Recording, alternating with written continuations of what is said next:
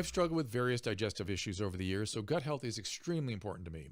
Now, while gut health awareness has increased, it has led to a wellness trend that inspired a host of kind of questionable marketing claims and even false claims. You've seen the word probiotic attached to all kinds of supplements, drinks, and more, and they may claim to deliver the healthy microorganisms our guts need for proper function, but all too often the promises are really too good to be true.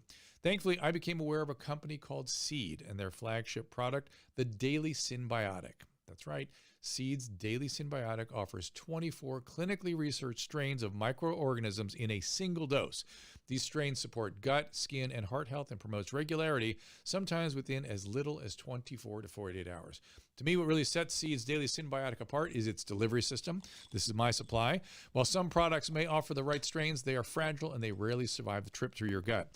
Seed uses a capsule-in-capsule design that helps ensure that 100% of the probiotics reach your colon where they matter most. Now, I've been taking Seed's Daily Synbiotic, and I encourage you to check out their story and the science behind what they do. To try it for yourself, just go to seed.com/Dr. Drew. Use code Dr. Drew for 20% off your first month of Daily Synbiotic. That is seed.com/Dr. Drew. Use code DRDREW, Dr. Drew. Anyone who's watched me over the years knows that I'm obsessed with Hydralyte. In my opinion, the best oral rehydration product on the market. I literally use it every day. My family uses it. When I had COVID, I'm telling you, Hydralyte contributed to my recovery, kept me hydrated. Now, with things finally reopening back around the country, the potential exposure to the common cold is always around. And like always, Hydralyte has got your back. Hydralyte Plus Immunity, my new favorite, starts with their fast-absorbing electrolytes and adds a host of great ingredients. Plus, each single serving easy pour drink mix contains 1,000 milligrams of vitamin C, 300 milligrams of elderberry extract. Hydralyte Plus Immunity comes in convenient, easy to pour sticks that rapidly dissolve in water, make a great tasting drink, has 75% less sugar than your typical sports drink. Uses all natural flavors, gluten-free, dairy-free, caffeine-free, non-GMO, and even vegan. Hydralyte Plus Immunity is also now available in ready-to-drink bottles at the Walmart next to the pharmacy. Or as always, you can find it by visiting hydralyte.com/Dr. Drew. Again, that is hydralyte.com/DRDREW. Be sure to use the code Dr. Drew 25 for a special discount. Hey everyone, it's a dose of Dr. Drew. Indeed, thank you. Welcome everybody, and let's bring in my special guest, Mike. Well, do you want to explain people on yes, Clubhouse? If people are interested, we've set up a room on Clubhouse. We're going to have Steve Kirshen here in just a second, and people are piling into the audience there. And if you raise your hand at the Clubhouse, if you're part of Clubhouse, you will be called up to the podium and allowed to talk, interact, ask questions, up to the stage, whatever. Isn't that what they say? Whatever we call it. In the meantime, let's bring in Mike, see what Mike's up to. Oh, okay. Hey, good afternoon. Hi, buddy. What's happening? Nothing. Piling into the audience isn't something we've heard for over the past year. It's kind of funny to put it in context of the internet. It is a little weird, isn't it? But the in spite of that, the after disaster has gone on, has it not? The after disaster has gone on. I think we've had the best shows during COVID. You know, we kind of freaked out and didn't know what to do. So we've been recording in our cars for a year now. And we park in a parking lot normally at Gelson's or some shady bar, and we run the cables through little cracks in our windows. And it's been fantastic. And we're all afraid to go back to recording normally. Really interesting. Well, you have your own little space, your stuff. It's great. Drew's not paying attention. I am listening to him, but I can't remember how to get somebody to talk whose hand isn't up. So let me. Why would you want to get somebody to talk whose hand isn't up? Well, because I want to. Steve Kirsch, put your hand up if you could. That helps me to get people up here. Let's also tell everybody on Clubhouse where Mike Carano is from originally and how we, he's the great state of Arizona, which is a dump. Mike, go there. Mike and I actually met each other. Do you know how Mike and I met each other, Susan? Nope. Mike, do you remember how we met each other? I remember running into Anderson at a party, and then he called me probably 2 days later, and he goes, "Hey, next time you're in LA, let me know and come by Loveline." And it was that night. That was it. Fantastic. That's essentially what happened. So Anderson kept bringing in 3 minutes with Mike or 5 minutes with Mike in those days, whatever it was. Yep. And we watched all your tapes. We were laughing our ass off, and we got a little obsessed. And then all of a sudden you walked in one night. I was like, that's Mike Carano. It's crazy. It was great, man. It was great. And then I think soon after that, or maybe that very night, I interviewed you on the radio. It was that night. Yeah. That night. It changed my life. I mean, it changed my life because it led to the after disaster. It led to my podcast. It led to a lot of things. It was great. Exactly. And do you remember what happened the next day? Or what you sent me the next day? You told me to lose your number and never call you I again. was thinking about that, actually. But do you remember actually what you did? Yeah, I found a picture of it, the giant letter. He sent me a letter, Susan, that was on a scroll that was about 12 feet high with giant print. The print was, the font was like this big. And it was, thank you, and this is now my new life's quest, and I'm obsessed. And I thought, oh, man, we got to call the cops. We transferred that idea. A friend of mine, Todd Glass, I started making giant letters for Jimmy Kimmel like that, like years later, saying, Jimmy, why the hell am I not on the show this week? And they would book him based on that. That is so funny. It worked for a while. Tell people what your history was with the comedic world, where that all started. Comedy. With Media World? Comedy. I started working at the Improv when I was a kid in the 80s, and I kind of worked my way up accidentally and became like the general manager and the booker, and then left to do some TV shows and, little jobs like that and work on my friends' movies. And then when I was broke and in a state of, I don't know what you would call it, incapacitation mentally, I went back. I spent 2 years doing nothing, sitting around moping, thinking I was going to die. And then I just went back to the club and started opening new improvs around the country and started a new job as a photographer. Oh, that's when the photography thing kicked in. That's really interesting. Yeah. So to the the Clubhouse listeners, please do raise your hand if you want to come in and chat with us. We'll be happy to bring you up to the stage. No one's hand is up at present. And I cannot figure out, in spite of myself, maybe this is it. No, I'm unable to bring anybody into the conversation without their hand being up. So here's Joshua wants to make a comment. Josh, go ahead. Hey, Dr. Drew. Hey, man, what's happening? Not much. I wanted to talk to you about the vaccine. I live in Boulder, and I don't really want to. I'm kind of at the last minute. I just am like, I'm not sure this is what I want to do. I've been. It's been a year and a half. I haven't gotten it. How old are you? I'm thinking to myself, How old are you? I'm 42. Okay, so you're in a modest, not a high risk category, and you're not the youthful that really have no problem with this. But there's a collective aspect to this that everyone's leaving out of the conversation. And that is, we need to reduce the replication of this virus. This virus is replicating in us at an extraordinary rate. And the more it replicates, the higher the probability is of a mutation in the E484K region, which is what allows the virus to get in. It's the B.1351 from South Africa, for instance, is probably going to be able to get around our antibodies to get into people like me. It's why I took the vaccine. I took it last week, because I wanted to get everything I could on board to reduce the risk of the variants. Also, we have some international travel coming, and I can't travel unless I have that vaccine. Mike, yeah. What about the idea that, I'm all for everyone else getting the vaccine. Well, but we have I'm all for everyone doing a lot of things that I don't feel like doing. but exercise, eating healthy. Mike, were you vaccinated? I did get vaccinated, and I too was apprehensive, but it wasn't for the reasons that I suspect he's worried. I was all for it. I was excited about it. And then when I was driving there, it occurred to me I'm about to get a shot. And I don't like shots. Didn't feel it, but I wonder what's going on where we all seem to have been anticipating this glorious vaccine coming. And then all of a sudden, a lot of my friends are like, I don't think I'm going to get it. And I was like, what? And they're not conspiracy folks, I mean, I tried to explain to them, Bill Gates is not going to be able to do his job if you don't get the vaccine, and he can't trace you, for God's sakes. No, I don't know tell us why you don't want to get it. Be completely honest. Yeah, I think, it's the idea that it's like, it's the fourth quarter, and it's like, there's 2 minutes left. I get it. I get what you're saying, Josh. I get it. But I think the problem is it looks like the fourth quarter, but it might be the end of the second quarter. That's what's concerning to me. And would you get the polio vaccine now if it were offered and you hadn't had it? Oh, would I? Yeah. Would I get that? Mm-hmm. Yeah. Would I get the polio vaccine if I hadn't gotten it? I would probably say no. I wouldn't get that either. Is there apprehension on your part that you think it's BS?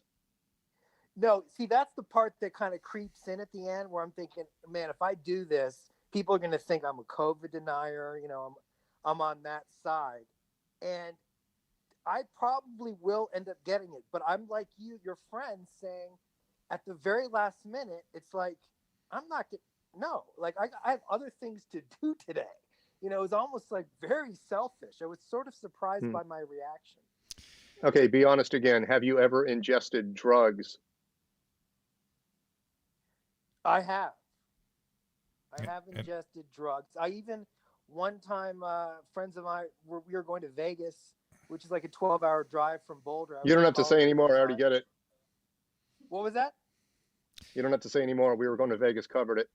And 12-hour drive. Yeah, I mean, there was something in a phone booth. Someone found a prescription bottle of pills, and we broke it up. And Oh my God! We didn't even know what it was. But he won't take that vaccine. He's going to draw the line at the needle. You understand? You're like a vegan that does cocaine. Right. Oh, which, trust me, I've met a few. But Mike, why did you ask about the drug? Well, because if some people are like, I don't know what's in it. I'm not putting it into my body, but they have no problem, you know, downing a handful of mushrooms. It's kind of weird. I mean, it's kind of weird thinking, but it's interesting to me that you had the same reaction to them. For me, I couldn't wait then to get the needle in my arm. I was like, come on, let's get it on. And interestingly, I had a little kind of weird tingly, lightheaded thing, and I know some people are passing out after the J&J thing. And it makes sense to me that. Oh, you got J&J? Yeah. I got Pfizer, and I got very sick after the first shot. Piercing headache, which I almost never have, and then I felt like I had the flu that night, and it was miserable. Yep, me too. Yeah. Me too. And the whole time I was joyous, happy, joyous, and free. My immune system is kicking in, and it's on. Hey, Steve Kirsch, I made you a moderator, so if you turn your mic off, I think you can speak to me. There you go. Steve, you there? I am here. Hey, man. I had a question for you. Yeah. There is some risk if you get the vaccination soon after you have had COVID. And so I'm wondering if you actually measured your antibodies before you got the vaccine, or you just took the vaccine. No. And did you get a single dose vaccine or multiple doses? Okay. And what was your reaction? So here is my thinking, and it's sort of wonky thinking. So here I'll walk you through it. We are going to travel in about 2 months internationally. And we are being told that if I haven't had the vaccine, I will not be allowed on the aircraft. So I know I have to get it. Now, I have been following my antibodies. In fact, I've been doing a very fancy antibody screen called an additive score that gives me multiple antibodies. And I have been off the chart high, and I've had 95% plus neutralizing antibodies, okay? And I'm in that 30% group that clearly has persistent immune response at 6 months. So I know I'm going to still have the same antibody profile for the next couple of months. So I just wanted to get this thing out of the way. That was sort of my thinking about it. And I did get pretty sick. I did have a pretty nasty reaction. I knew I would, but I react to everything viral. That's sort of my immune system. The shingles vaccine put me out for 3 or 4 days. But what are you thinking? And he got a black eye. Yeah. Well, I'm glad you survived. I know there's some people who had recent COVID and have gotten the vaccine and ended up dead. So from the vaccine, from J&J or in either of them, any of them. I don't know which. I don't remember which one it was, and I don't think it matters that much, but it could matter in terms of the deaths, but you don't hear a lot about that, right? I've been nobody's reading, publishing that. Well, they are. Well, there's a little bit out there here and there. You at least hear that people that have had COVID are having, quote, more severe reactions to the vaccines. And the problem is, and here's the bureaucratic problem, of which God knows how many you and I have run into in the last 3 months. Here's the bureaucratic problem for those of us that are COVID survivors. Even if you document your immunity, it means nothing internationally, not just here. Internationally, it means zero. There's not a bureaucratic system on earth that can look at your antibody profile and go, Get on that cruise ship. Get on that aircraft. You look fine. Zero probability of that happening anywhere to my knowledge. Do you agree? Why is that upsetting you so much? Absolutely. Yeah. Oh, I would be amazed if people were that sophisticated. I mean, that requires a level of sophistication that is, it's very basic, but it's way beyond the level of understanding of politicians and so forth. Well, it's kind of like, are you vaccinated or not? Yeah. And it's not about your immunity, which is what it should be. Right. So what you're saying makes perfect sense, but we all know the whole system is set up to be not necessarily perfect sense, but these policies are dictated by presumably experts, right? And the experts try to dumb it down into sort of this least common denominator, simplistic thing that everybody can understand. And I think maybe they think that your antibody levels are too difficult for the normal person to interpret, and therefore this is beyond just the simpleton, did you get vaccinated or not? And this to me takes me all the way back to the starting point. I saw a video of myself last February yelling at the press saying, please shut up and just let the CDC, Dr. Fauci do their job. Just listen to Fauci, listen to the CDC, let Fauci be your North Star. I said that 1,000 times. And to me, if you left the clinicians in charge of their job, which this is their job, is to deal with pandemics, and for infectious disease folks to be the one that does the, let's say the airline said you must get cleared by an infectious disease doctor. I'd take my stuff into the infectious disease doctor. We'd agree on the clearance, and that would be that. The medicine is not involved in this pandemic the way it should be. No, am I right? Yeah, totally right. I mean, there are a number of things. Tell people what you've been dealing with lately, with your silencing. With my the censoring. Sure. Sorry, I was just taking a bite of food here. Keep eating. It's all good. Good timing. He's not on a ski hill today. Yeah. Normally he's skiing when we talk to him. So that's voluntary censorship. But the problem that we're facing now is that a lot of these people who are talking about very legitimate stuff are being censored on all the social media platforms. So you name it, Facebook, Twitter, YouTube, especially. I'm banned for life from Medium. And what's even more shocking is that when I tried to email my friends, and I've got a mailing list of 2,000 of my friends, and I tried to email, and I got results from this Together trial. So it's a trial out of Brazil, and it confirmed that fluvoxamine was in fact the most effective drug that they've ever tested in their trial. And so I tried to get that message out to just my contacts, my personal contacts. So these are my friends. So this is like sending a letter to your friends.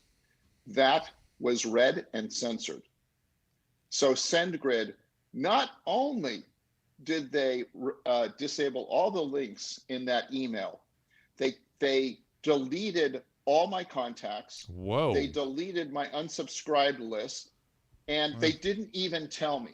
So I found out after the fact when people started complaining, hey, thanks for the email, but these links don't work. And I was like, dang, you're right. It says link disabled.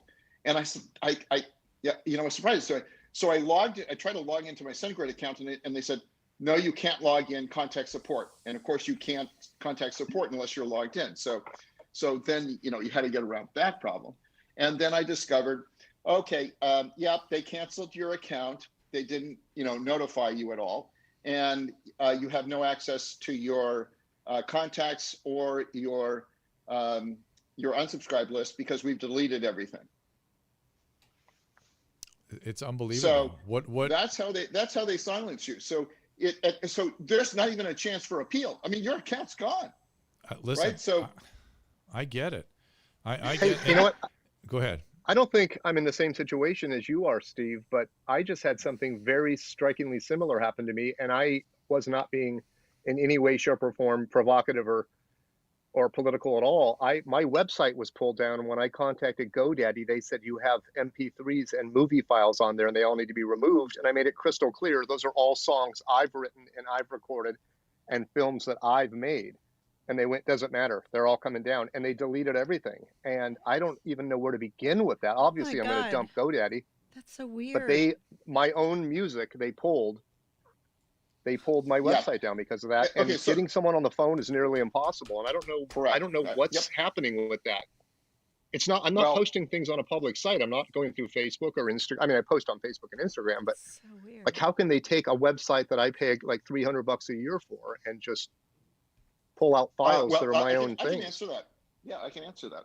So I called up a constitutional lawyer at Stanford, and I said, this is like free speech has changed. There's this, First Amendment right, free speech, and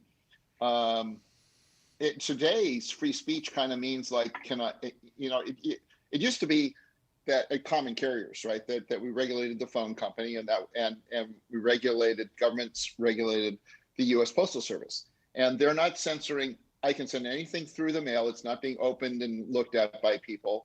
Right. And I can say anything on a telephone conversation. But today's new telephone is the internet.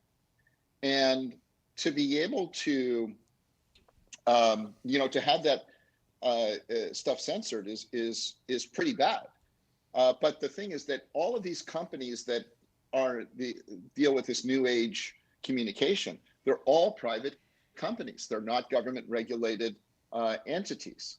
And so the regulation has not kept up with the technology here. Right. And so these guys are all unregulated, but they're absolutely essential for communication. And so I called up the Stanford lawyer and said, hey, is there anything we can do about this? And she said, nope, you sure can't, because they're private companies, and as long as they're not discriminating on race or whatever, if you say that Black Lives Matter, they can cancel your account. If you say, I think everybody should have equal access to voting, they can cancel your account. And so these companies have it set up so they can basically do anything that they want, and there's no accountability, and there's no legal recourse that you can take against them. You basically say, can go to another provider and you can be treated the same way, and there ain't a thing you can do about it. And when I talked to people in Congress and I said, you need to fix that, I still haven't gotten people to pay attention to it. And the other thing was interesting that the attorney said was that this is kind of there are two sides of this. And one side is that on the one hand, they want the companies to clamp down on sort of misinformation and spreading, hate speech and all this. And on the other side, they don't want companies to censor it. And she said, they're much more likely to cause companies to regulate the speech. If they regulated the companies, they're much more likely to tell them, block this, block this, block this, than they are to regulate it and say, allow this, and allow this. And so she said that if you try to get legislation in Congress, it's probably more going to be used against you and could quash your speech rather than being used for you. In other words, Congress was more likely to act on, let's suppress certain bad things, bad behaviors, rather than make sure that good behaviors are able to be expressed.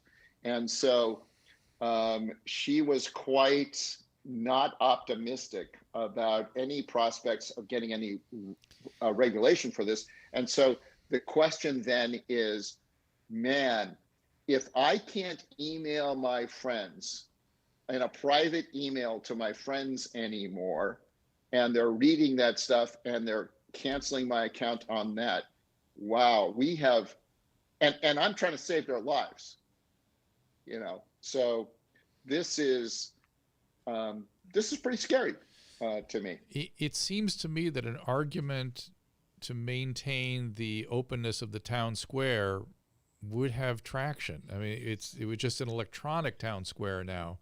Exactly. Don't we have precedent for the government to try to maintain the town square's integrity? The problem is that the town squares historically have been through government regulated environments, common carriers, right? So the phone companies and mobile phone companies and U.S. Mail, but also they don't regulate. The press is free to write stories, and the newspapers don't tend to muzzle their stories very much. That's for sure.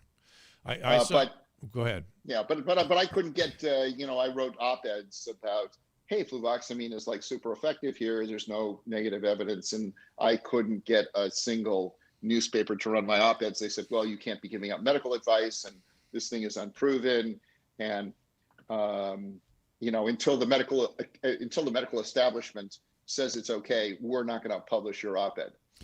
Why do you think they're coming after you so vigorously, other than you've been, vocal about canceling? Who's they? Say, why were they reading your email on your email platform? Why would they have? Why would you even showed up? I guess it must be this fear of, hey, if we don't police ourselves, then they'll come. Then Congress will come after us. But why you? Why you? You're just talking about, Oh, I don't think I'm singled out. I think it'd be anybody who wrote anything that is any bit controversial or against the grain. So if you say anything that's not on the NIH guidelines or whatever, I have no idea. I mean, I guess they must be reading every single piece of email through their trust and safety department that they send out through their service. I can tell you as a matter of fact, physicians are using fluvoxamine at a pretty decent clip right now. They're just doing it. So should those doctors be disciplined? Well, but that's separate, right? I mean, I think if they sent out a message like I did, they could have the same thing happen to them. And then I went on to another. I sent an email to MailerLite, and this is a competing service to SendGrid, and I said, hey, I sent this email on SendGrid. If I sent this email on your service, would you cancel my account? Because I kind of wanted to be upfront about it to find out. Yeah. And they said, yep, go away. We can't take you as a customer. Go somewhere else. What? I don't know who these email providers are. Are they some sort of specialty company? These are bulk email providers. So if you have a mailing list and you want to email your friends, normally they're used for commercial email, but I just wanted it so I could manage an email list to my friends. Yeah. I'm not trying to advertise anything. And so, it's like, wow, I can't email my friends anymore. This is because email is basically the new age version of sending stuff in the U.S. mail, which is not censored at all. Might I interest you guys in my old timey car with a giant megaphone on the roof? Something right out of Blues Brothers. So, that car, I think, is still behind Universal Studios on the lot there somewhere. It might be. Steve, I had an experience last week that reminds me of this. It was a different thing, a different platform, but my son put out a tweet where he asked a question about how people's feelings about passports, the vaccine passports, which I'm in favor of. I have no problem with it. Why draw the line there? It became a shitstorm of monumental proportions, where I've got celebrities responding and ringing in and calling me an asshole, and it was all 100% fake news. I tried to respond multiple times to straighten out what their misreading and projections were. Doesn't matter. And there's nothing you can do about it when people start attacking your personhood just because they want to. Nothing you can do. It's a similar kind of thing, isn't it? This is sure uplifting. Steve, hang on. We'll get to something funny, Mike. Steve, go ahead. I see your mic's off. Go ahead. Yeah, I mean, right. That's right. What can you do? So, let me ask the follow-on. What do you want to do? What can we do here? Well, there's got to be something to do. Yeah, I'm at a loss right now But I think the only way out of this is legislation in Congress. Like, I would love to sue these guys for every piece of email that is blocked. Like if there is a, say, $10,000 penalty, it's like sending junk faxes. Or why don't you can be my Peter Thiel, and I'll take on every tweet that adversely affected my life and my children's life. I'll be right back. Okay, Mike, and we'll go take down Twitter. By doing lawsuits on these things that are blocked. Things that have really endangered my children's well-being, affected my ability to make a living. I mean, it's just dramatic.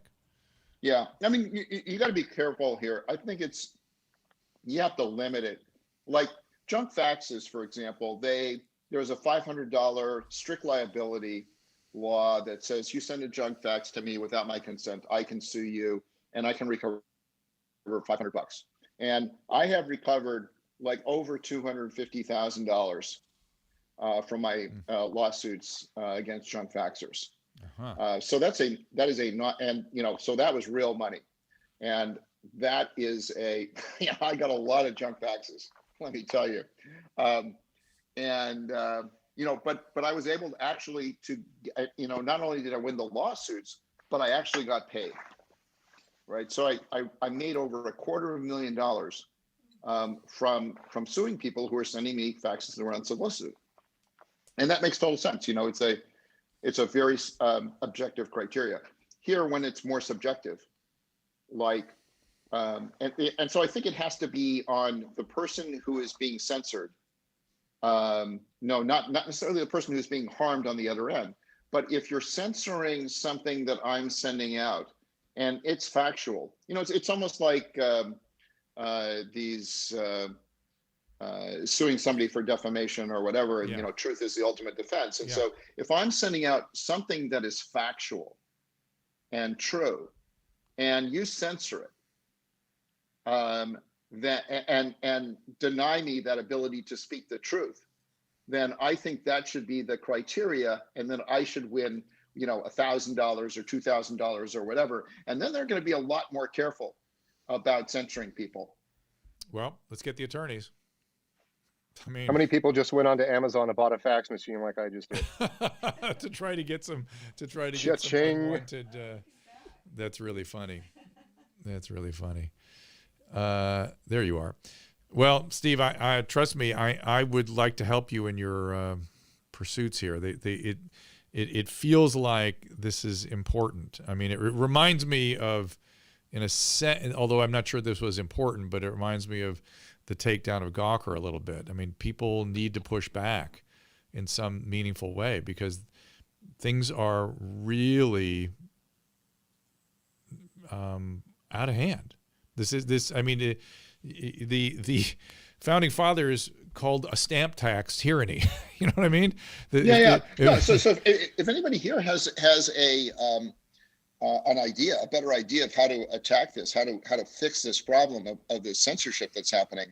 I mean, this is a relatively new phenomena here, and it's pretty kind of, people look at this and it's pretty strange. It's like Ira here, who's a physician in Canada, and he thinks ivermectin is effective, and I agree with him. The evidence is overwhelming that ivermectin is a no-brainer for treating COVID. The evidence can't be denied. Will be canceled right now. I don't agree with Steve Kirsch. But here's another thing. I want the screen to go black right now. What's that? He's being censored in a different way. Yeah. And I'll bring him up here. But Ira's being censored in Canada in a different way than these other things, because these guys are just blocking our ability to communicate. But when Ira gives out a prescription for ivermectin, what's happening is that Merck, who wants to make money from more expensive drugs, is the sole approved supplier of ivermectin in Canada. Wait, Ira's so here. what Merck is doing is they're cutting off the supply. Ira, turn your mic off. What's going on? We were just telling your story. Your mic on, rather. There you are. Welcome. Thank you. I'm joining a little late.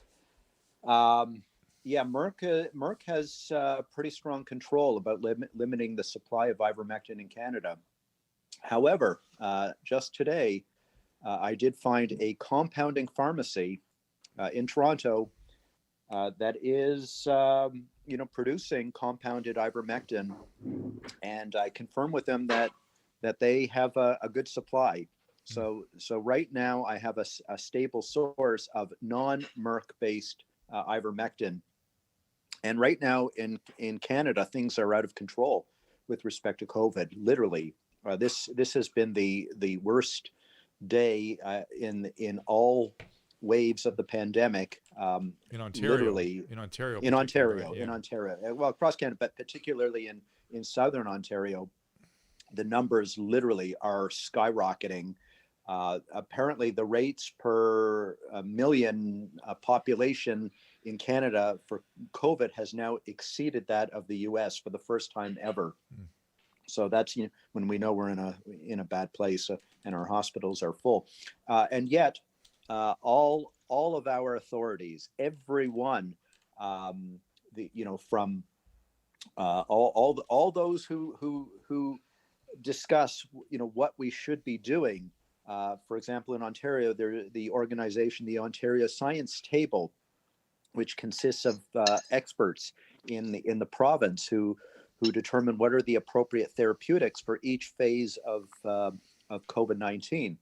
And they just updated their current guidelines, which I just had a look at today.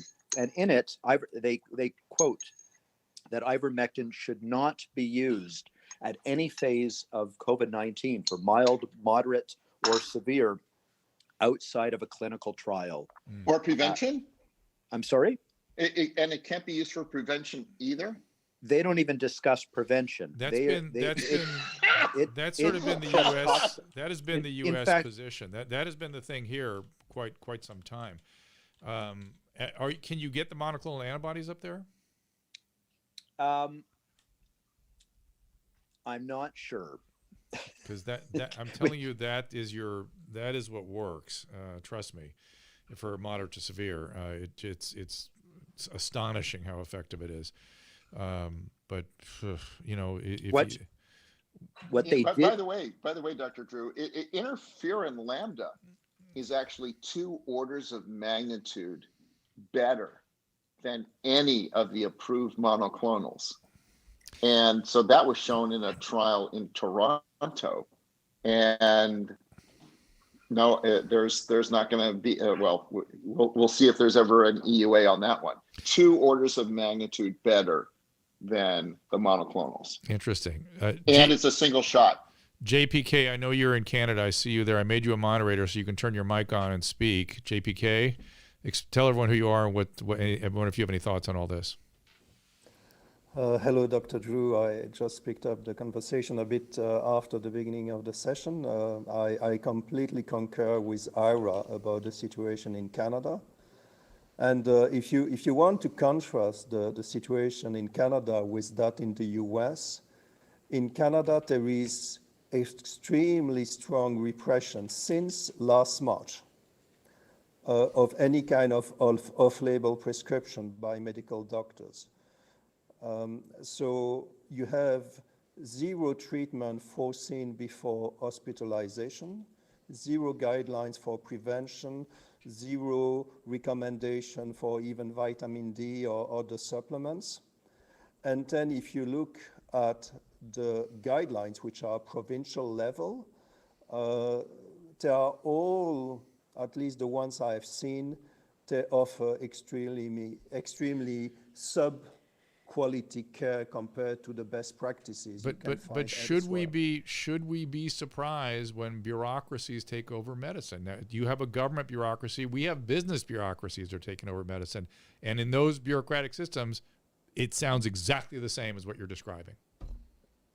It is a disaster, and the big difference, I think, in Canada compared to the US is that in the US you have had some medical doctors who were able to build medical practices for treating COVID early using off-label drugs, and still continue to do so. You know several of the names. You have many of doctors who do it a bit under the radar screen, but if somebody is informed in the US, they will be able to access a medical doctor who will be able to prescribe and provide actual care at the beginning of the development of the disease. In Canada, it is essentially impossible to get such a care. People resort to buy horses, ivermectin. I know, I saw that. It's bad. They it's resort, nasty. like me, to get out of the country to have a better chance of coping with the disease if I get it. They resort to all these kind of strategies, but this is a terrible situation. And Steve, to bring you back into this, I'm sorry, Mike, I'm just going down this. That's all right. This rabbit hole here, which is that to me, this goes back to the original thing that we talked about when we started talking about the censorship you were experiencing, which is that the practice of medicine is not being controlled by physicians. It's being controlled by bureaucrats and by governors and by commercial enterprises, anything but who the actual person who's responsible for the patient, the actual only individual in the whole system who has a forget ethical. You have a I'm trying to think of my COVID brain won't let me think of these stronger words, but you have a really serious obligation to do the best for the patient, the best of your ability based on your experience and training. And that's now gone in many cases. Well, okay. So let me give you a couple of perspectives on this. So one is that the rules here are being made by people who are academics rather than clinicians. So, for example, the NIH guidelines are being come up from people who are academics.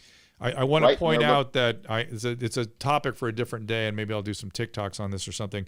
But the reason we have homelessness is because of the original bureaucrats in charge of the National Institute of Mental Health. The National Institute of Mental Health was a catastrophe for about 30 years. It's great now. I have no quarrels with them. But the harm was done by the original leaders in that group from the 40s to the 70s. Anyway, keep going. I'm sorry to laugh at this, but I never thought there would come a day where you'd have to say, maybe I'll do some TikToks. Yeah, this I know. Deadly disease. I know. It's beyond. Maybe I'll tweet about this. Let me get it. Let me died in a house fire. Let me bring it all the way back. Let me bring it a little put it more on a down balloon and send it up in the air. Let me try. I'll do an Instagram live, Mike. That'll make you feel better. Okay. So anyway, so one aspect is that it is the academic guys who are making these decisions, and those guys are so divorced from what is happening in the ICUs, that they have no clue that, all these people that are dying and they have no sensitivity to loss, and they're using rigorous academic standards. And so when they look at the ivermectin data, they're saying, this is low to moderate evidence. It's not large double-blind randomized trials that we like. And so they're basically making decisions based on protecting their reputations, right? That's the only thing. They don't get rewarded if they save millions of lives, but they will get chewed out if they make a mistake and approve something that later turns out to be false, because that would mean that they made a mistake. And so they're being super conservative in their decision making, because they don't get rewarded on the number of lives saved. It's all based on reputational risk. And that's the same reason that a top university, there's a big, very well-respected university that evaluated ivermectin and fluvoxamine, and they didn't like the ivermectin data because they said it was all over the place. Even though it's consistently positive, they didn't like the quality of the evidence. And for fluvoxamine, they said, we like the quality of the evidence, and it's all consistent. There's no negative evidence, but we're not going to do it because we don't want to take the reputational risk. So you have this whole system which is set up to protect reputational risk. And even if clinicians were in charge of this, it's not clear at all that the difference would that it would be any different. And as an example of that, I convinced the people at City Health Urgent Care to add fluvoxamine to their telehealth practice. So it's like the only large telehealth organization that will prescribe you fluvoxamine. So what they did was they said, yeah, but we'll restrict it. We'll only give it to you if you're 65 or older, or if you have a comorbidity. So you have to be this, or this. But that, again, Steve, I keep trying to bring you in line with how medicine is sort of practiced. That makes sense to me. It makes sense to me if they usually start with more restrictive guidelines as we sort of roll out a product. And I know it's a fire, it's an emergency. Yeah. But Drew, if the problem is that it's so I called them up a month later and I said, so how many people were you able to enroll? They said 0. Oof. Okay. So what benefit, is saying, we're going to give it, but we'll make it so hard to get that we won't expose ourselves to any liability, because these guys are like, they're focused on reducing their liability. They're not focused on saving people's lives. They're not focused on reducing the number of long haul COVID symptoms that we have. And we have a disaster in this country with the number of people who are suffering from long haul COVID. Hey, and who are you talking to? Who are you talking to? Yeah, and I'm talking to one too. And we may never be able to solve those. And I'm a little more optimistic than you are, but be that as it may, I behind that also is this unwillingness to talk about the morbidity of this illness and having this weird focus on the mortality, which is, it's a big deal. It's a very big deal. It's a pandemic. Pandemics are defined by excess mortality. It's a bad thing, but the morbidity is a big part of the story, and a lot of the vaccine resistance is coming in around what's the assessment of my mortality rather than the morbidity of this thing. So I don't know. So Steve, hang on. So what do we do? What's your plan? Because I'm all in. What do you want to do? Well, that's the hard part, right? Yeah, no kidding. It's I talked to a guy who was one of the top AIDS activists, Peter Staley. And I contacted him on LinkedIn. And I said, Peter, I'm in this situation and you guys have been there before with AIDS. Give me some advice. Mm-hmm. Like, you've already got, tried all these things, so you know what works. And he said, well, what we found was speaking out before the scientists have said that the drug is good is a waste of time. You should make sure you finish your clinical trials, and then you'll be able to, everybody will adopt it.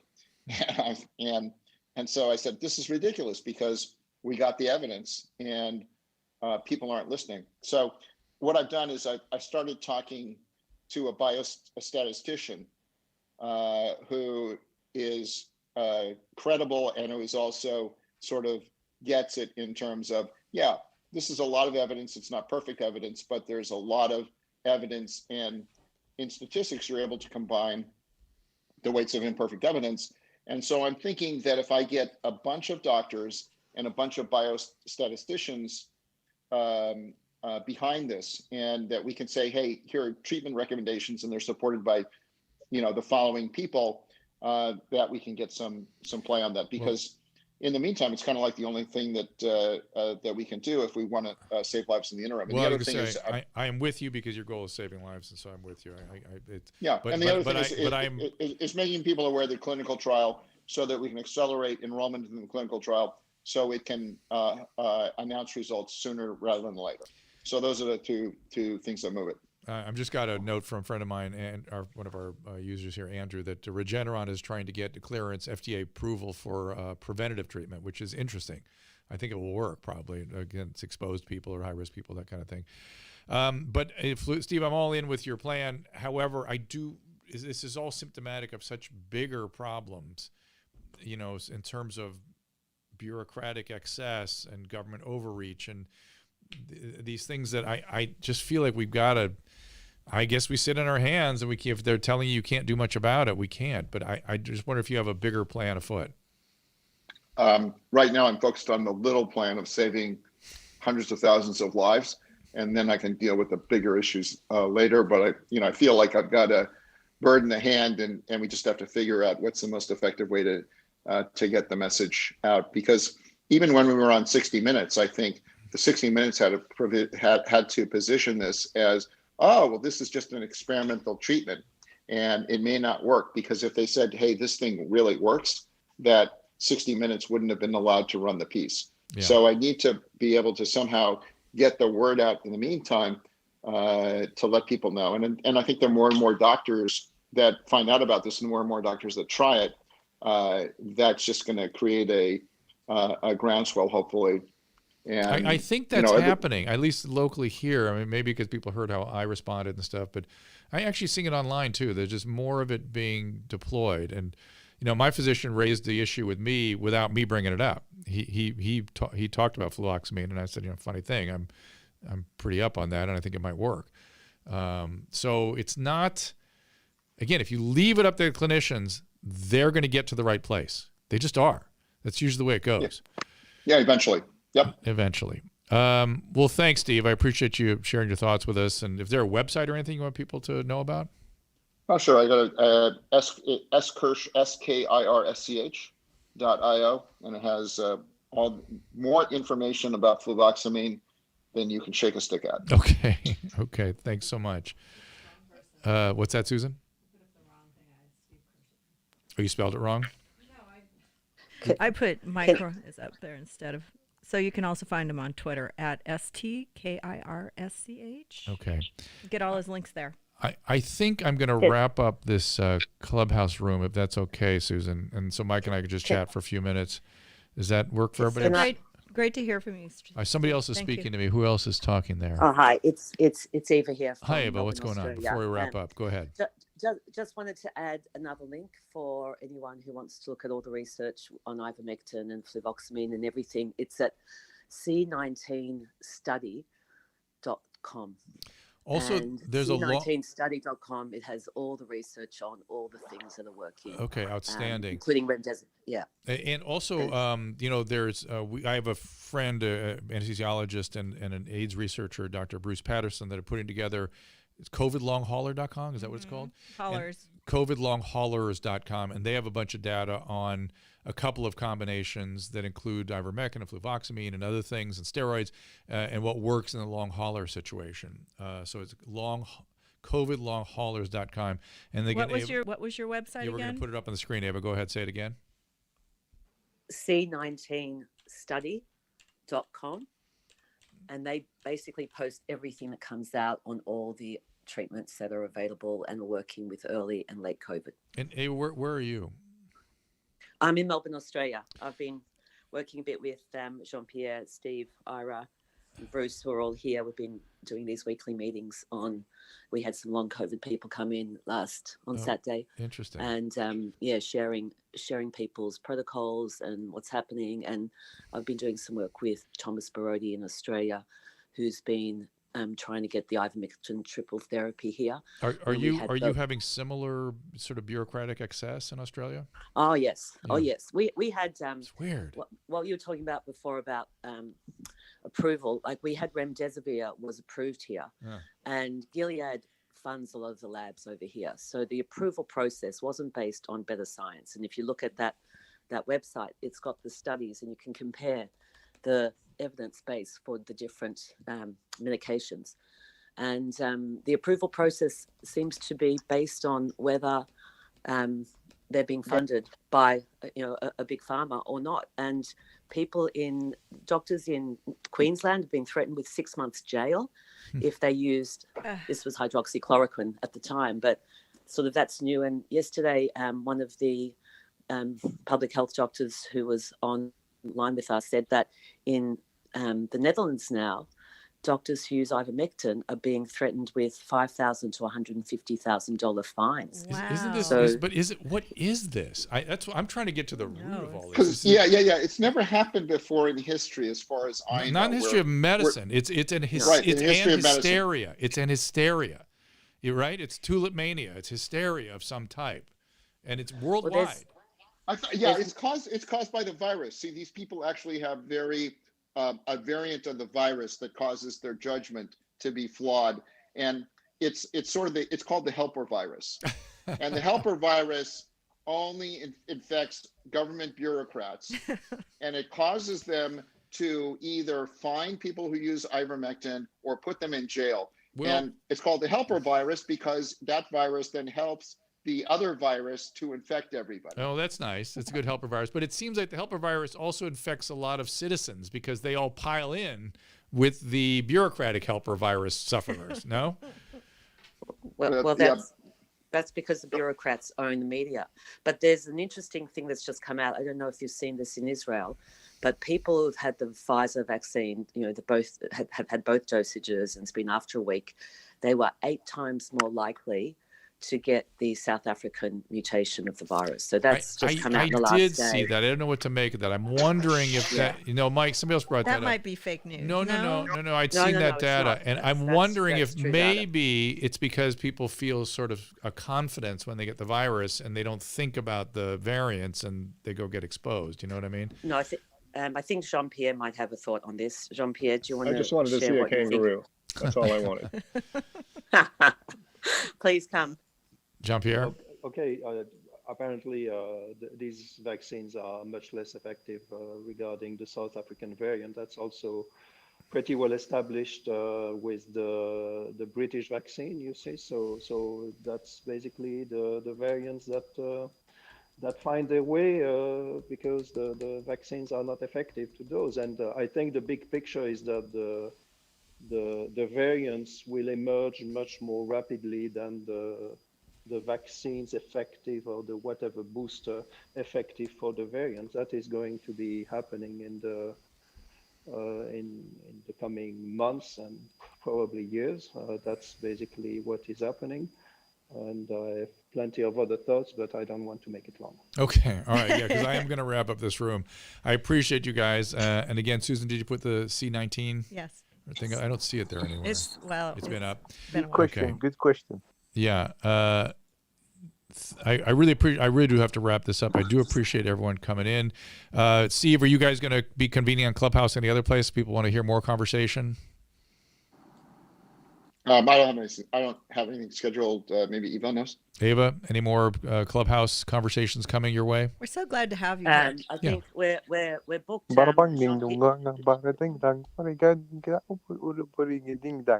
Okay, go ahead, Eva. Say that again. Sorry, I'm in Australia, so my times are a bit crazy. It's 1 a.m. on Sunday morning for me. But Jean-Pierre, what time is the next meeting? Saturday. What time is it? It's going to be at 11 EST, and it's going to be about vitamin D.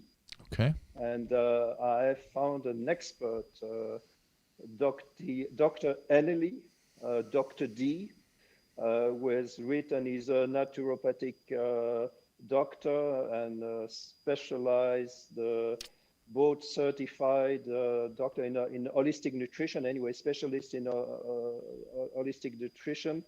And we are going to talk about vitamin D and more generally how to prepare your body to fight, to help your immunity fight COVID. Okay. Thank you, guys. I take it every day. I'm going to end the room, and we appreciate you all being here. Thank you so much. We'll be back. Thanks for watching, everyone. You can see us on the live stream at drdrew.tv. So, Mike, it's you and me again. It's just the two of us. I forgot what we were talking about. I don't remember either. It seemed like a month ago. I got to get my phone charged up.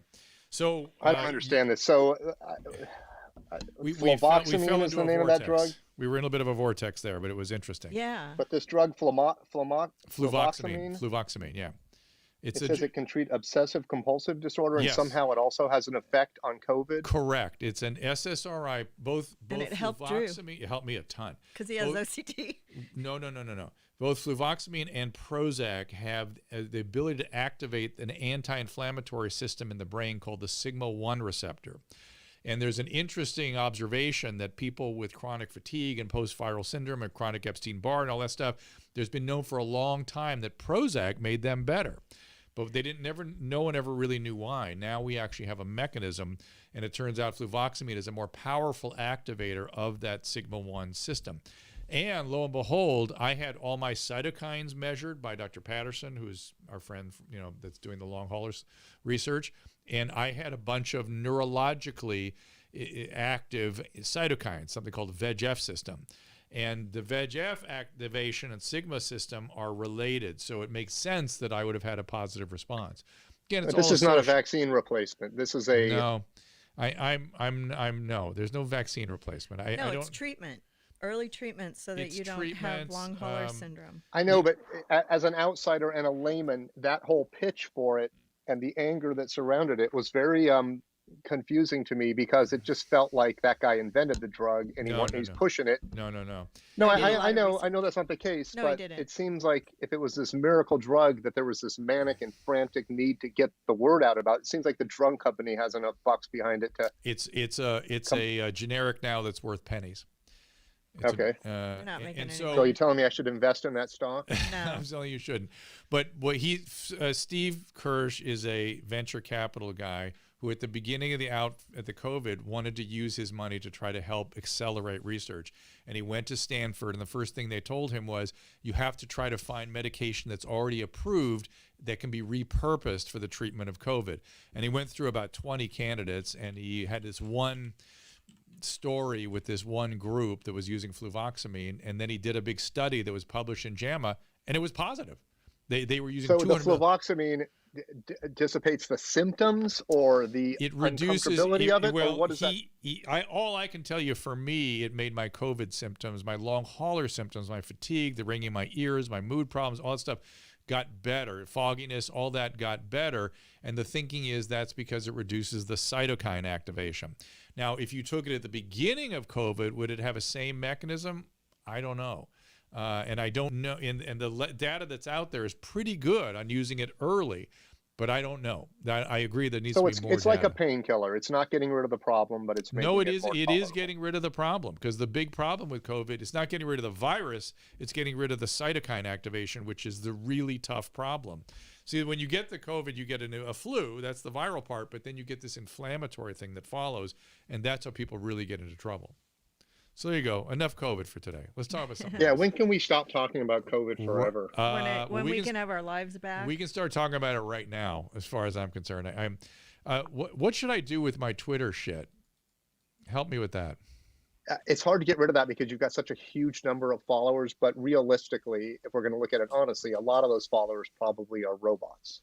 Yeah, there are a lot of robots, but I think the people that were attacking me were not my followers. They all have verified accounts. Yeah, I had tons of celebrities going at me. Yeah, that was the thing. How does it affect you being attacked? It paints me as being some sort of COVID denier, anti-vaxxer, which is the most bizarre thing in the world.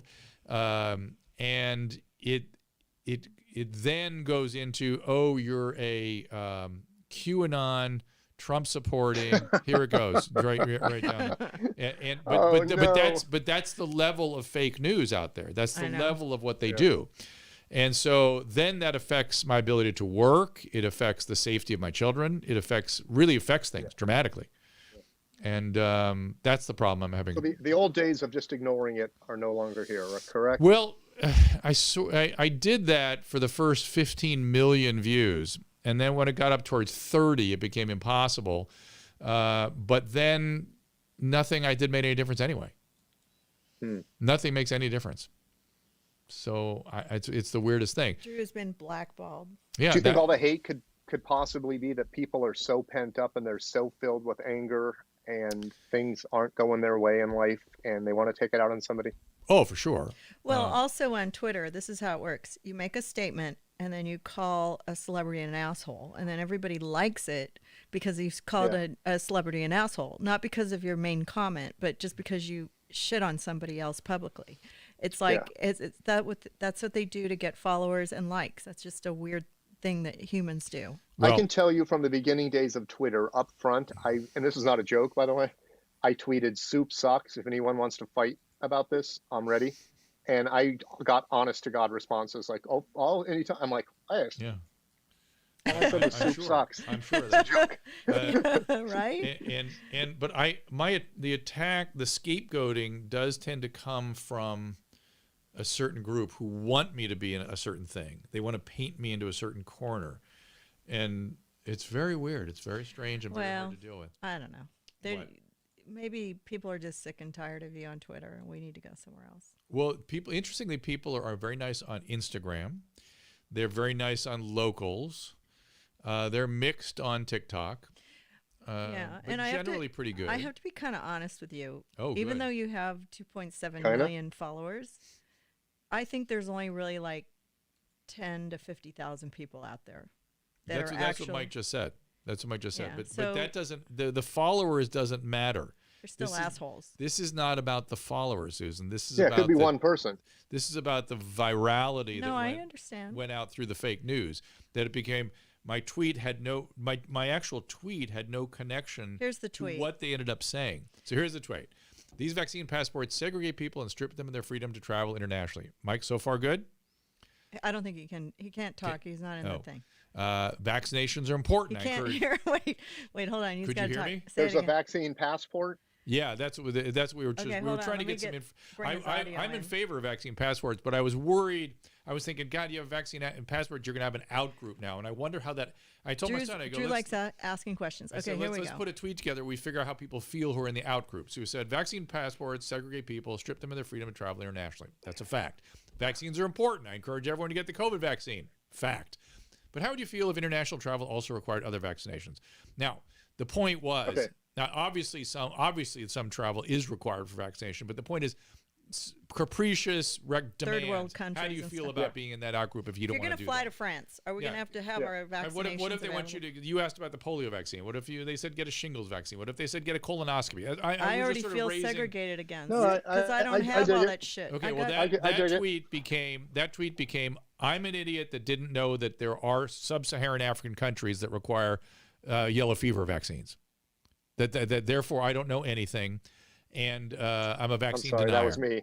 I know. That was me. Well, there was 11 million of those. So and verified, like people with 200,000 followers just shitting on Drew all day. Honest to God, what is the solution to people's hate and wanting to rip everyone apart? What is it? I don't know. We just stop. We stop social, or we just ignore it, or what? I can tell you in the psychiatric setting, what we'd always do is go, hey, stop, come with me. We're gonna take care of you. Let's go. Stop it. It's like somebody's got to go, no. We're stopping and we're moving on to something over here. And you have to literally contain it. It's like a weird kind of containing you have to do because it doesn't stop on its own. It certainly doesn't stop. Hey, didn't you see this coming when the internet first took off? No.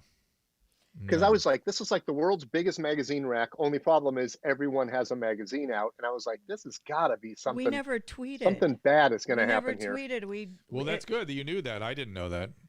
I didn't know. No, I just felt like it was too many. If I have a voice, that means, other idiots have a voice. So this is scary. I remember when, my COVID brain is driving me insane. What's our friend, the comedian?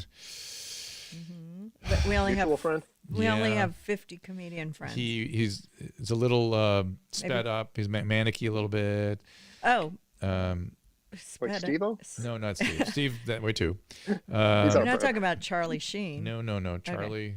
Who Charlie spoke at me the other day.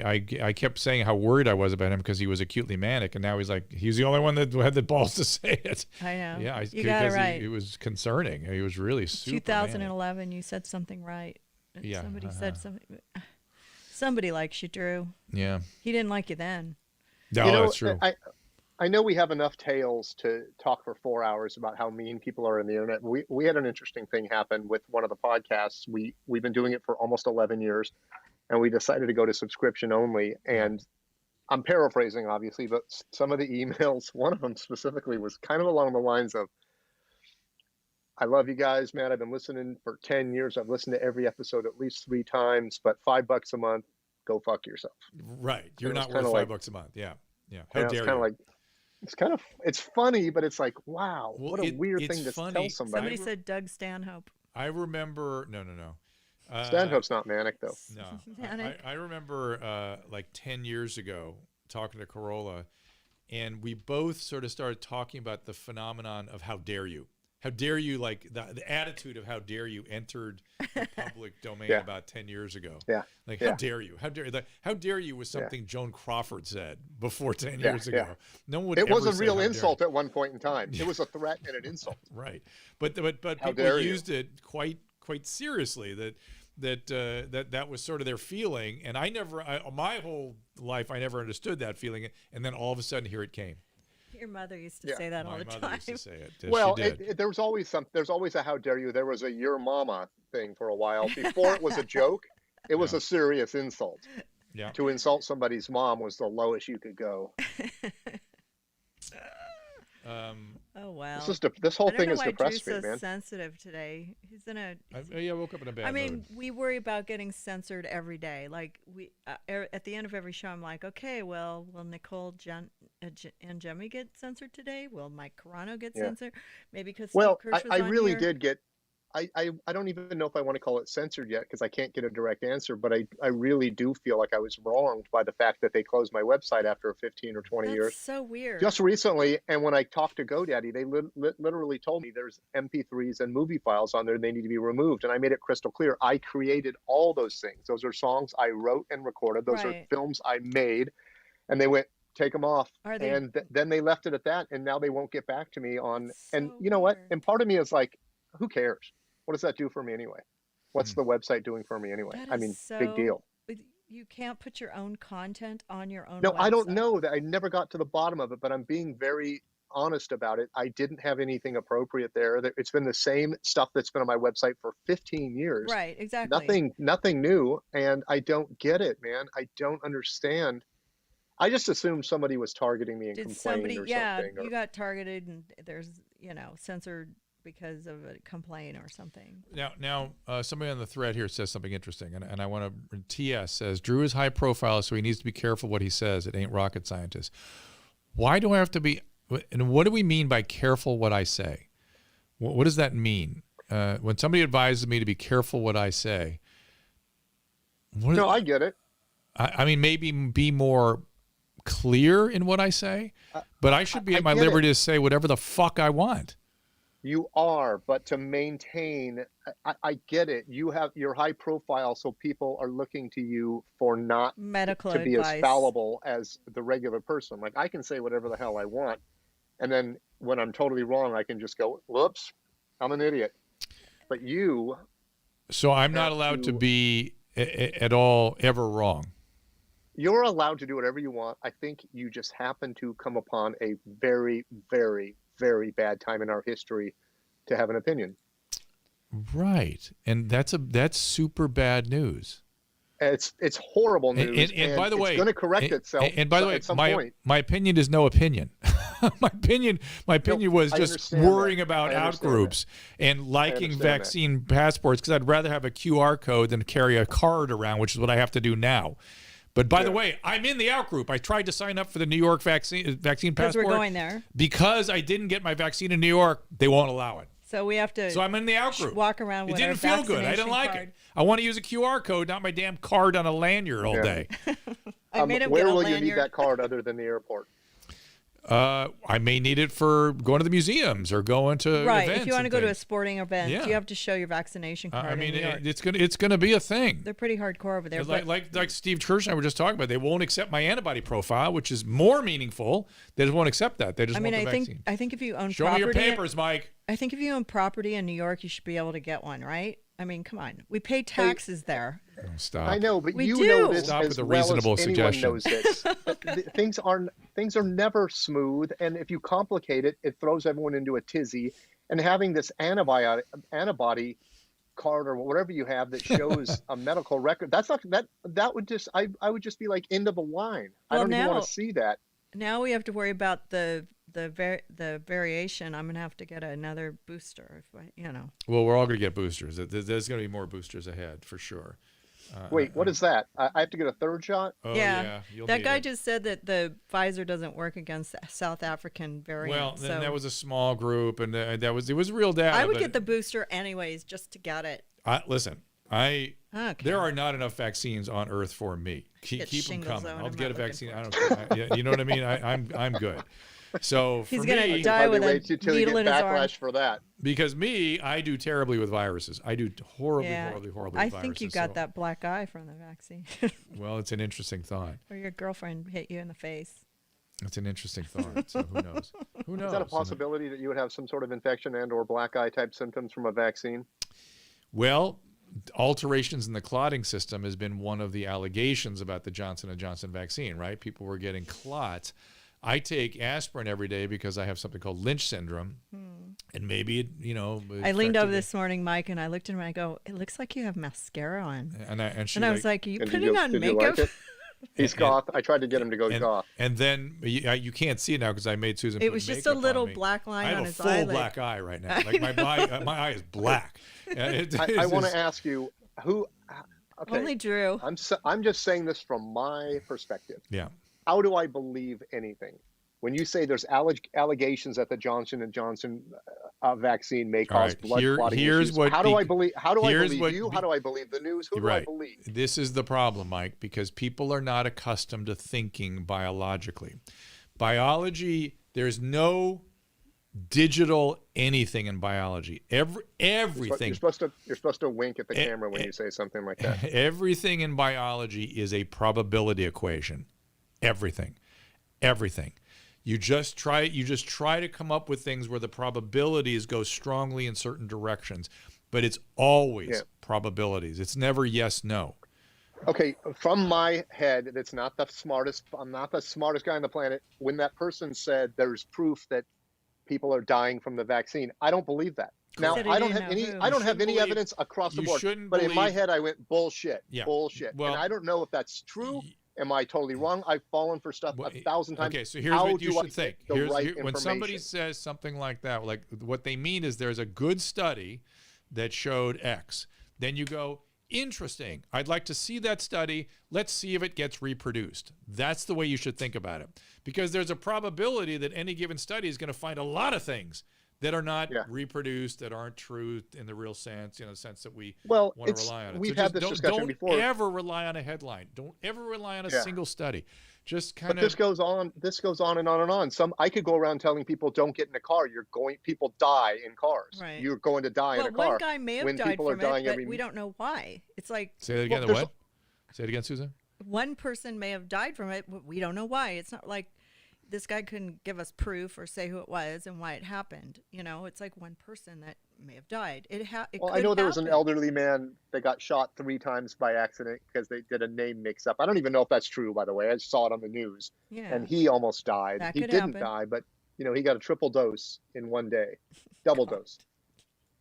But that's not unexpected. People make mistakes. Right. Surgeons have cut off the wrong limbs before. That's right. Everyone makes mistakes. I've rear-ended people on the road. I don't intend to do that. That is exactly right. I don't know, man. This has been very harrowing, this discussion. Why? It's just, I don't know.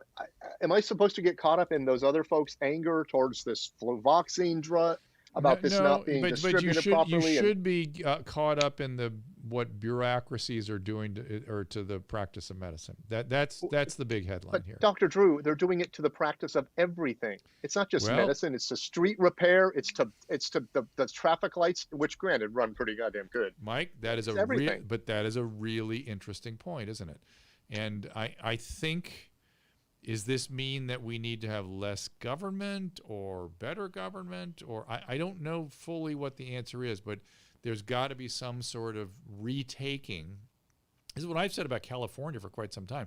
I feel like the citizens of California are carrying California on our backs. And it's time for the state to serve the citizenry. Isn't that what a state is for? To serve Can you give me an example? Can you give me an example of a good, I don't mean likable, but I mean a politician that actually did their goddamn job, like in history? Just someone.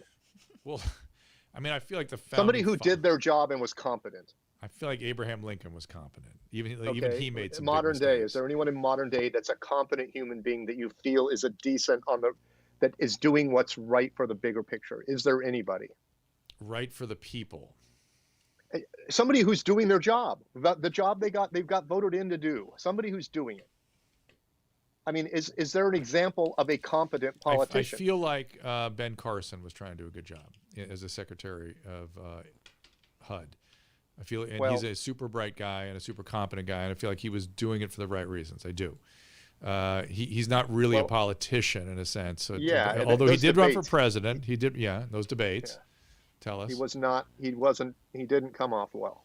I understand, but I know him, and I know his heart, and I know his smarts, and I know his history and stuff. I've been around him for. It's been 15 years, Susan, since we first met him. 20 years. Aside from leading us into war, or helping us evade like Cuba or something like that, tell me something a politician has done that has made a major positive change. And I know we had the roads, the highways were built, so that was a big growth. But what can somebody do now? What can somebody in California do now to fix things a little? Oh, I've got a ton of ideas for California. Like what? Just give me one. Because I don't get it. I don't get why they can't do anything. Establish gravely disabled as an LPS status, so you can put people in hospitals and take care of them, and get conservatorship for the gravely disabled. That will take 40% of the homeless into care. You've got to undo the IMD exclusion, so institutions for mental diseases can get resources and treat those people. We have to do forestry. What does that mean, inclusion? Does that mean only people with money can go there? No, the IMD exclusion was something put in place when Medicare was formed that excluded certain resources for any IMD, Institution for Mental Disorders. Believe it or not, you can't get resources for IMDs. You can't get it. We have to provide the resources. Why was that originally put in there? I don't know. Johnson did it. I don't know. It was just, you know why? Because it was a constitutional, historically a constitutional assertion that there's nowhere in the Constitution that says that the federal government should have anything to do with the treatment of the mentally ill. That should be up to the states and the counties. And that had been the history for a long time. It's not working. It's not working. They need to restore the IMD exclusion. We need the resources. We need to do forestry. Do people still not take... Wait, you want my ideas for California? I want to give them to you. We need to do forestry management. There's 90 billion tons of carbon released in the fires every year that could be prevented. I used to look up in the hills of California, and there was crisscrossed with fire breaks. But because they're worried about a mouse, what do you call it, migrating, they eliminated the forestry management. We have to sacrifice the mouse. We have to. If you want to save the planet, you're gonna have to sacrifice that mouse. The way it works. And I got so many ideas. I have so many ideas that are just sensible. But this state is deep in politics and deep in ideology and deep in special interest. And so who's benefiting? The politicians. The politicians. They feel like they're doing something and they get paid. So there you go. Okay, that's it. I'm running for office. Let's do it. Well, Come on, Mike. Let's go together. I need some support. I don't think you want me there. Then again, I have tons. Drew hasn't of had ideas. enough Twitter hell already. He wants to be governor of California. I have tons of ideas. He's gonna put me in my grave. It's just I want. What can I do, man? What can I do? Well, what can I do is not what the average citizen should be thinking, but I believe that Don't vote for. What can I do? Because I feel helpless, and that's a. You're not going to believe this, huh? But I have to pee so bad. All right, so I got to wrap this thing up too. So I got to go do. I'm doing Fox 11 tonight. I'm sitting in for Alex Michelson. So, some Mike B says I should post a manifesto like. Go pee, Mike. We're going to let you go. All right, Mike. See you later. Bye, Mike. I'll be like Martin Luther. I don't mean Martin Luther King. I mean Martin Luther, the start of the Protestantism. All right. So, Susan, I'm going to look over here just to say goodbye. Hi, Rex. Rex came running in. He knows it's time to go. Rex. Thank you, everybody on Clubhouse. Thank you, those of you on the Restream here. I had lots of great comments. And thank you all for at least there's our Restream is heaven on earth compared to the rest of anything that is associated with social media or other interactive domains. All right, so tomorrow we have Dr. Gandhi in here tomorrow. Yes, we do. Wednesday, we have a plan yet for Wednesday? So here's tomorrow. Yeah, Dr. Gandhi's in here. It's going to be a little more COVID talk, I'm afraid, so bear with us. And, oh, God. I know. We didn't really plan on this today. No, we didn't. We got fell into a rabbit hole with Steve and his gang. But I'm glad to talk. I'm glad that he's, trying to make an effort to make change. And I mean, this guy has, what else does he have to do with his time? He's a billionaire. Whatever. Susan, there's a Joe Giannotti would like to see Rex on the locals feed. So will you take care of that tonight while I'm doing Fox 11? Oh. Just a little Rex video, make everybody happy. Hope he probably got his chicken. I had to make him chicken today. That's why he's so happy. Oh, yeah. All right. So thank you all for being here. And tomorrow, Dr. Mike came back. Wait, hold on. I'm back. Let's keep going. I'm wrapping up. I got to go across town. I seriously have to go now. Take a pee break. So, and I want everybody to support our sponsors and watch our ads and. Rex is under me. Tell a friend. And did my hair look like this the whole time? Yes, like this did. one big piece sticking out? Yeah, it did. It was awesome. So bringing back the 80s. Thanks, Mike, for coming in and thank you guys for having me. Yeah, it's good to see you. Let's get on the phone and chat. We'll do it again. Maybe I'll call you on the way into news tonight. So. Okay. What time will that be? Because I'm going to edit for a few hours right now. Like in 10 minutes. Okay. I won't bother you. I won't bother you for long. I promise. I won't bother you. All right, everybody. We will see you tomorrow. Bye. Bye. Anyone who's watched me over the years knows that I'm obsessed with Hydralyte. In my opinion, the best oral rehydration product on the market. I literally use it every day. My family uses it. When I had COVID, I'm telling you, Hydralyte contributed to my recovery, kept me hydrated. Now, with things finally reopening back around the country, the potential exposure to the common cold is always around. And like always, Hydralyte has got your back. Hydralyte Plus Immunity, my new favorite, starts with their fast-absorbing electrolytes and adds a host of great ingredients. Plus, each single-serving easy-pour drink mix contains 1,000 milligrams of vitamin C, 300 milligrams of elderberry extract. Hydralyte Plus Immunity comes in convenient, easy-to-pour sticks that rapidly dissolve in water, make a great-tasting drink, has 75% less sugar than your typical sports drink, uses all-natural flavors, gluten-free, dairy-free, caffeine-free, non-GMO, and even vegan. Hydralyte Plus Immunity is also now available in ready-to-drink bottles at the Walmart next to the pharmacy, or as always, you can find it by visiting hydralyte.com/Dr. Drew. Again, that is hydralyte.com/DRDREW. Be sure to use the code Dr. Drew 25 for a special discount. This pandemic began, we were not sure how it spread. Everyone began wearing masks and using hand sanitizers. Great ways to slow the spread, but a lot of people still get sick. I can personally attest to that. We now know that COVID-19 spreads via aerosols and droplets from the nose and mouth, and I've been thinking about this for a while. Why aren't we also sanitizing the nose and mouth, killing the virus directly at the place where it spreads? Why weren't more doctors thinking about this? Well, some doctors have done the research. Wish I discovered it sooner. That's why I'm excited to tell you about Halidine. It's an FDA-registered antiseptic for the nose and mouth that's proven to eliminate 99.99% of the virus that causes COVID-19 in just 15 seconds. That's right. It's created by a team of clinicians with decades of experience in antiviral treatments, initially created to protect healthcare workers. These are smart scientists, and it's a great product that also eliminates many other viruses and infecting particles. I'm using both their nasal antiseptic swab and their oral spray to help protect those around me, and you should be too. For others and for yourself. Whether you're hopping on a 3-hour flight, always use it there, visiting grandparents or attending a meeting that you can't miss, Halidine's family of oral and nasal antiseptics give you the safe, easy, on-the-go antiviral protection for up to 4 hours. I encourage you to try Halidine at halidine.com today. My listeners get 10% off with the discount code Dr. Drew. That is HALODINE.com, discount code DRDREW. So obvious. It just makes sense. Stop the virus before it spreads and gets in your body with Halidine.